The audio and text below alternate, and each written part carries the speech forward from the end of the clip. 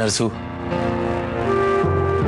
औंदाचं हे शर्तीचं शेवटचं वरीस आहे. जो कोणी बी ही शर्यत जिंकल त्याला जिंदगीभर महादेवाच्या पूजेचा मान मिळणार आहे. मी तुझा प्रचार माझ्या बैलगाडीवरनं केला होता आणि तू जिंकून आलास. तेव्हा तू म्हणला होतास की धनंजय, जेव्हा तू तुझ्या जिंदगीतली सर्वात महत्वाची शर्यत खेळशील, लढशील, तेव्हा मी तुझ्या संग असेन. जगाच्या पाठीवर कुठं बी असलो तरी तुझ्यासाठी धावून येईन. मित्रा, आता ती येळ आलेली आहे. देशील ना माझी साथ?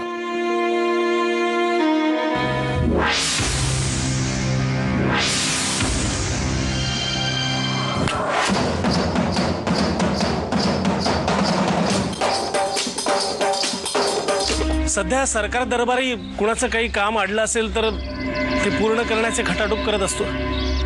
हे म्हणजे हायकोर्टात वकिली करणाऱ्यानं त्याच कोर्टाच्या बाहेर ॲफिडेव्हिटचे फॉर्म भरून देण्यासारखं झाले. मामा, हे घ्या, झेरॉक्स काढून झाल्या.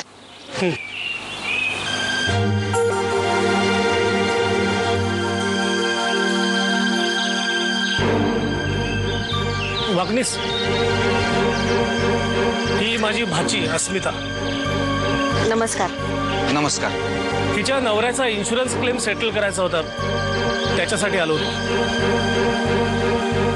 मागच्या वर्षी ॲक्सिडेंटमध्ये गेले हिचे मिस्टर. जे काही थोडंफार पदरात पडेल ते पाडून देतोय बिचारीच्या. काही गरज लागली तर फोन करा. अहो, ते गेले का? न जेवताच गेले. मी तयारी सुरू केली होती. अगं नाही, तो फक्त मला निरोप द्यायला आला होता, घाईत होता. पण नुसता चहा पिऊन गेले, बरं दिसत नाही ना. मला म्हणाला मी उद्या येईन परत जेवायला. इथे कोणीतरी नातेवाईक राहतात जवळपास, त्यांना सांगायला गेलाय. तो म्हणाला की तू जसा शब्द पाळतोस तसा मलाही ती सवय आहे आणि मी उद्या नक्की येईन. नक्की येत आहेत ना ते?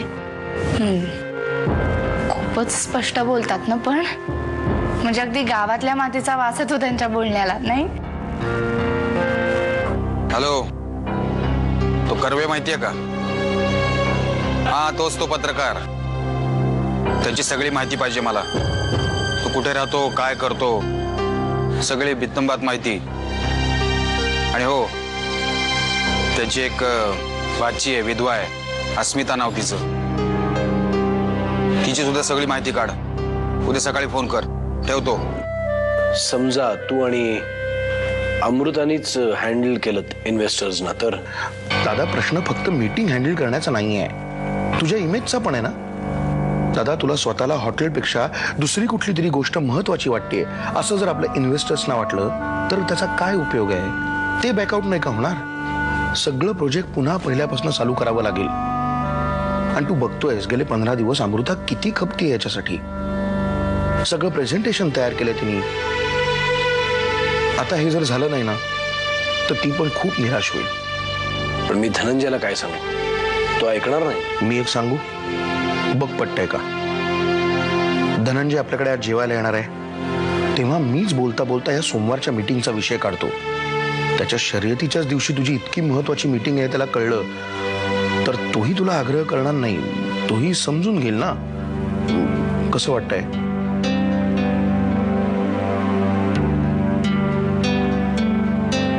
तो कर्वे खरं बोलतोय. त्याची अवस्था खरंच कठीण आहे आणि त्यांच्या नातेवाईकांची सुद्धा. आई वडील आणि 2 बहिणी आहेत त्याला. भाचीचा नवरा लग्नानंतर लवकरच गेला. छोटी बहीण कॉलेज शिकते आहे. वडिलांची नोकरी गेली. कुटुंबाची आर्थिक परिस्थिती फारच बिकट आहे. कसा बसा संसाराचा गाडा ओढतोय तो. ठीक आहे, त्या कर्व्यावर बारीक नजर ठेवा. तो कुठे जातो, काय करतो, त्याची रोजच्या रोज मला माहिती पाहिजे. हो सर. निघ आता. हो सर.